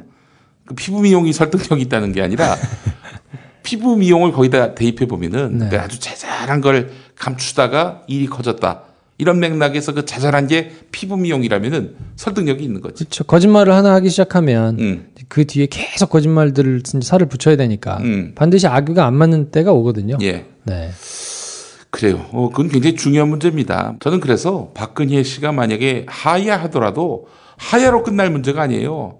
저는 절대로 자진해서 안 내려올 것 같은 게 입장을 좀 바꿔놓고 생각하면 박근혜 대통령 입장에서는 지금 조사를 받더라도 임기가 끝나고 난 다음에 처벌을 받을 가능성이 높잖아요. 그렇죠. 근데 지금 만약에 내려오면 바로 처벌받아야 되잖아. 좆되는 거지 한마디로. 그러니까 이 사람한테는 정말 생사가 달린 문제라서 뭐 이걸 뭐 명예롭게 내려오고 어쩌고 할 수 있는 상황이 아니고 버틸 수 있는 데까지 버티고 뭉갤 수 있는 데까지 뭉개고 나와야 처벌의 수위가 약해진다고 생각하지 않을까요? 그런데 그렇게 되면은 자기는 완전히 만신창이가 될 텐데. 뭐 그래도. 왜냐하면 만신창이가 되는 거를 저는 처음에 그렇게 생각했거든요. 혹시 이러다가 이분이 스스로 뭐 이렇게 되돌이킬 일으킬 수 없는 일이라도 하면 어떡하지라는 걱정을 했는데 가만히 생각해 보니까 그것도 수치심과 염치가 있어서 수치심을 아는 사람이 할 수 있는 카드인 것 같아요. 예. 근데 그런 거를 못 느낀다면 어떻게 해서든 내가 받게 되는 불이익을 최소화하는 데 더 신경을 많이 쓰지 않을까. 그럴 것 같아요. 1년 후에는 곱게 내려올까? 그때는 곱게 내려와야죠. 어떡하겠어. 지금 박근혜가 개헌을 하려고 했던 것도 실은 뭔가 정권 연장의 의도가 있었던 것 아닌가. 뭐 그러겠죠. 그 사람 입장에서는 할 수 있는 걸 최대한 다 할 텐데 이제 전처럼 그렇게 그냥 공고 한 35%가 있고 뭐 어떻게 해도 대충 지나가는 도와주는 사람들이 있는 상황은 아니기 때문에 뭐 지금 옛날같이 그렇게 할 수는 없을 거고요. 우군이 적어서 쉽진 않겠지만 지금은 그러니까 뭐 정권 연장 이런 차원이 아니라 자기가 나가서 처벌을 제일 적게 받을 수 있도록 정도만이라도 마사지를 어떻게든 해야 되겠다라는 거에 온 신경을 쓰지 않을까 뭐 이렇게 생각해요 저는. 공고한 5%가. 야 그분들은 뭐 하는 분일까? 예. 정유라도 포함되어 있겠지 거기 5%에. 야 5% 궁금해요 5%. 야 아니 근데 대단하신 분들이야. 만약에 검찰이 이거 안 되겠다. 이 박근혜와 함께 순장당할 수 없다. 제대로 수사해야겠다. 이러면서 탈탈 털어가지고 박근혜를 벼랑 끝으로 몰 가능성은 없어요? 그렇게 되기가 쉽지는 않은데 아주 가능성이 없다고도 보기 어려운 게 우병우에 대한 기류는 조금 바뀌었어요. 검찰 내부에서. 전에는 뭐 그냥 그 우병우를 하느님으로 여겼던 그런 분위기였는데 지금은 약간 기류가 바뀌었어요. 그래서 이제 김수남이 화를 냈잖아. 김수남 화 낼만 하죠. 왜 그거를 커튼 안 치고 그렇게 하냐라는 의도예요? 아니면은 그 왜 우병우를 그런 식으로 황제 대접을 했느냐 이 이야기예요. 뭐 황제 대접 정도는 본인도 알고 있었을 거고요. 왜 걸렸냐에 방점이 있다고 보시면 될 거예요. 그래서 그 창문지를 붙였나? 그러니까 그거를 몰랐을 리 없거든요. 검찰에서 전직 그리고 뭐 이렇게 위세가 있던 사람들 와가지고 수사할 때 자기네들끼리는 예우를 갖춘단 말이에요. 그 예우 갖춘 거 자체를 몰랐다고 볼 수는 없고요. 총장이 어떤 사람인데요. 그러니까 이제 그거는 이해를 하더라도 왜 걸려가지고 이 난리가 나게 만드냐라는 진노라고 보면 되고요. 그러면은 우병우에 대해서 제대로 수사라 이런 맥락은 아니군요. 아니 근데 이제 그런 게 섞일 수 있죠. 왜냐하면 더 이상 우병우를 보호해야 될 이유가 별로 없거든요. 검찰 입장에서도. 그래서 수사팀을 조정해가지고 나머지 의혹을 저쪽에서 가져가서 수사를 하게 만들면 쉽지 않으니까. 그리고 지금 혐의가 워낙 많기 때문에 어디서 뭐가 어떻게 걸려서 터져나올지 모르거든요. 지금은 우병우가 옛날처럼 꽉 틀어잡고 수사를 할 때하고는 상황이 달라서 쉽지 않을 거예요. 우병우 입장에서는. 물론 뭐 다 인멸하고 뭐 다 이렇게 말 맞췄겠지만 그래도 어디서 어떻게 삐끗 터져 나올지 모르기 때문에 지금은 우병우한테 유리한 상황은 절대 아니고 하여튼 검찰에서는 근데 제가 한 가지 찜찜한 거는 LCT 건이 있어요. LCT 부산 LCT 잡혔잖아요 회장이. 근데 2조 7천억짜리 사업이기 때문에 여기는 여야를 막론하고 다 걸려 있거든요. 야당의 운신의 폭을 좁힐 가능성이 굉장히 있어요. 이걸로. 왜냐하면 이거를 가지고 있으면 있을수록 야당에서 뭘 주장하는 사람들의 핵심 키 멤버들이 만약에 연루됐다. 그래서 검찰 수사가 이렇게 저렇게 되면 굉장히 물타기 효과가 있을 수 있거든요. 근데 그게 그 야당 의원들이 곤경에 처할 수는 있어도 박근혜 하야 이 국면 이 요구 이거는 그럼요. 그거를 물탈 수 있을 정도는 아닌데 야당의 운신의 폭을 좁히면서 뭔가 택도 아닌 행보를 할 수 있도록 만들 수는 있기 때문에 왜냐하면 야당 의원들 중에 만약에 연루가 된 사람들은 자기 운신의 폭이 제일 중요하기 때문에 그렇게 되면 이제 약간 뭐 국민이 답답해지는 상황이 좀 생길 수는 있거든요. 제가 보기에 지금 상황에서 최대 복병은 LCT 사건인 것 같고 역으로 청와대나 민정이나 뭐 이쪽에서 제일 희망적으로 볼 수 있는 카드 역시 LCT라고 봐요. 왜냐하면 뭔가 반전을 하거나 뭔가 물을 타거나 분위기를 흐트리거나 뭐 논란을 만들 수 있는 여지가 그래도 LCT가 제일 크기 때문에 저는 뭐 그거 별 영향 없다고 봅니다. 그래요? 뭐 한번 지켜보시죠. 끝발 있는 놈들한테 많이 갔겠지. 뭐 야당만 조지면은 그 자체로도 논란이 될 거고. 같이 조지겠죠. 아니 같이 조져도 5대5로 나오겠어 그게? 그리고 또 하나. 지금 안종범하고 정호성이 대통령이 시켜서 한 거다. 이러고 있어요. 이게 어떻게 짜맞춰서 한 것 같아요? 아니면은 나 살자고 저렇게 배반하는 거예요? 근데 그 뉘앙스가 조금 다를 수 있다고 봐요. 대통령이 시켜서 한 건데 대통령의 의도 자체가 뭔가를 챙기려고 한 게 아니고 굉장히 순수한 뜻에서 정당한 통치 행위다 했다라고 주장을 하고 있는 걸 수도 있거든요. 그 뉘앙스가 굉장히 다를 수 있고요. 근데 그런 것 같지는 않은데. 저는 아직까지는 뭐 그런 스탠스를 유지하고 있는 게 아닌가. 저는 그렇게 생각하고 있어요. 좀 지켜봐야죠. 근데 어쨌든 LCT는 좀 봐야 돼요. LCT. 나중에 깜짝 놀랄 일이 생길 수도 있어요. 대권 주자도 연관돼 있습니까? 지금 한참 수사 중이라서 뭐가 나올지는 모르는데 정말 수사는 생물이라서 제가 보기에는 제일 좀 신경 쓰이는 부분이다. 더불어민주당 부산 지역 국회의원이 5명이고 이분 중에는 친문도 있고 문재인 후보 쪽하고 네트워킹이 돼 있는 사람도 있을 것이고 이런 분들이 표적이 될 수도 있다? 사업 자체가 워낙 크기 때문에 부산에 국한하지 않았을 거거든요. LCT가 뭐 하는데요? 그 100층이 넘는 호텔. 그런데? 네.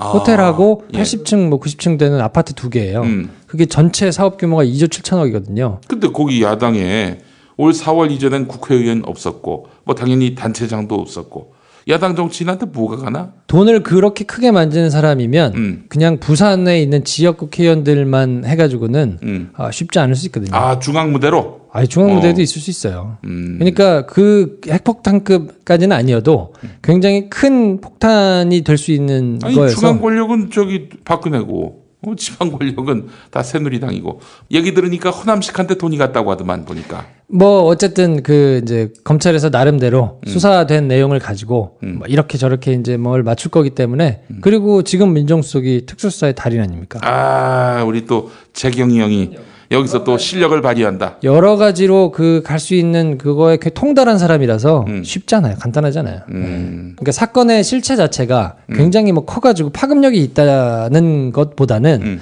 이걸 가지고 뭔가 꼼수를 부리거나 전략을 구사하기에 좋은 소재이기 때문에 그 노무현 대통령 NLL 뭐 대화록은 문제가 있어서 그게 문제가 됐나요? 전혀 문제가 없는 걸로 문제가 아무것도 없는데도 불구하고 그걸 가지고 나라를 들썩들썩 시끄럽게 했던 전력이 있기 때문에 이거 가지고 또 어떻게 장난을 칠지 모르는데 이게 LCT가 터지고 이 최순실이 터졌으면 깔끔할 것을 거꾸로 터져가지고 제가 조금 좀 꺼림직하긴 한데 뭐 어쨌든 좀 지켜봐야죠. 그래도. 저는 뭐 큰 문제 안 될 거라고 생각을 하는데 저도 그랬으면 좋겠습니다. 일단 지금 국면 자체가 잘못 이렇게 반전의 카드를 만들었다가는 좆되는 분위기예요. 지금은 그렇죠. 그 정도는 우리 재경이 형도 인식하지 않겠어? 뭐 하여튼 지켜보십시다. 자, 뭐 수사는 생물이라고 하니까 뭐 제가 예단할 수는 없는 건데 현재 국면은 그러하다라는 생각이 들고요. 어쨌든 이런 검찰 수술을 해야 되겠네요. 얼마든지 장난칠 수 있는 거 아니야. 그러니까요. 내 마음대로 청계 개편도 가능하고 누가 이 심판받지 않은 권력에게 이 어마어마한 헤게모니를 준단 말입니까? 정치적으로 해결할 거를 다 서초동으로 가지고 와서 그런 결과가 초래된 면이 크다고 봐요, 저는. 늘상 정치적으로 해결해야 될 문제를 고발하고 뭐 해가지고 검찰에 가져가가지고 문제가 되는 경우가 많거든요. 그런 것부터 좀 고쳐야 되는 거 아닌가? 정치가 복원되려면 상생하고 대화할 줄 아는 그런 지도자가 필수일 테고요. 그렇죠. 알겠습니다. 자, 우리 김 프로와 함께한 시간이었습니다. 오늘 뭐 노래 있습니까? 네, 오늘 마지막 곡은 어쨌든 세월호와 관련된 이야기들이 계속 뭐 나오기 때문에 그렇죠. 데이브니어가 세월호를 생각하면서 만들었던 곡이 있어요. 슬픔의 바다. 슬픔의 바다. 오늘은 요 곡 들으면서 지금 하여튼 뭐 다 슬프지 않습니까? 뭐 세월호뿐만 아니라 우리 나라 자체가 슬프기 때문에 하여튼 좀 힘들 내시고 오늘 집회도 하여튼 평화롭게 끝까지 책 안 잡히고 잘 마무리했으면 좋겠습니다. 난 그건 아니라고 봐. 그래요. 저는 평화롭게 할 거야. 평화가 누구를 위한 평화인가에 대한 그런 고민도 좀 있을 필요가 있겠고, 뭐 제가 그렇다고 폭력을 쓰자 이런 말을 한 건 아닙니다만은 우리가 평화 시위 프레임에 너무 이렇게 얽매는 것은 혁명이 뭐 항상 그렇게 평화로웠습니까? 저 안 내려온다면은 폭력을 써야 한다 이런 말보다는 시민들이 좀 거세게 항거할 수도 있는 거죠. 그걸 갖고 뭐라고 하는 것 자체가 좀 문제가 아닌가 이런 생각도 어쨌든 들고. 저는 평화의 모양새를 취하면서 했으면 좋겠어요. 이거 지상파의 그 때를 벗어야 돼. 그래? 아니 이게 때가 아니면 나의 소신이에요. 나는 간디를 좋아해. 간디와 마틴 루터 킹을 좋아해 나는. 저는 간다를 좋아합니다. 가자 간다. 자, 김 프로 수고하셨습니다. 네, 다음 주에 뵙겠습니다. 슬픔의 바다에 빠져본 사람만이 갈 수 있는 나라 너 가본 적 있니? 너 가본 적 있니? 눈물의 바다를 헤엄친 사람만이 이해하는 언어 너 들을 수 있니? 너 들을 수 있니? 울자 같이 울자 나도 지금 여기서 울어 너처럼 절망의 심연에 대체 뭐가 있는지 보자 더 깊게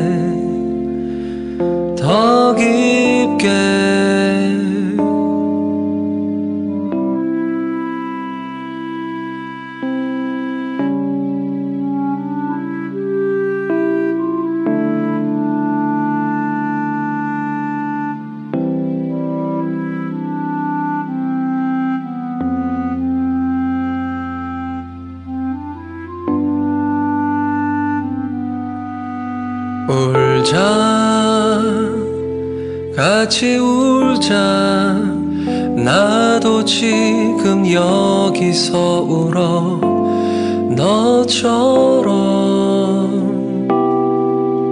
절망의 심연에 대체 뭐가 있는지 보자 더 깊게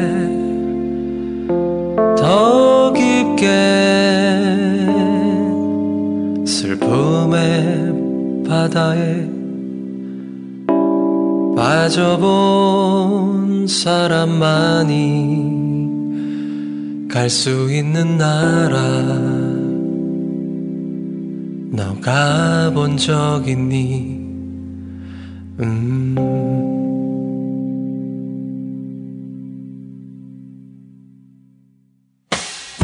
김용민 브리핑과 함께한 시간 어떠셨어요?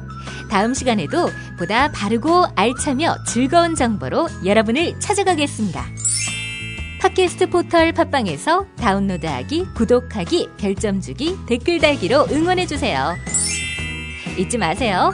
다운로드하기, 구독하기, 별점 주기, 댓글 달기.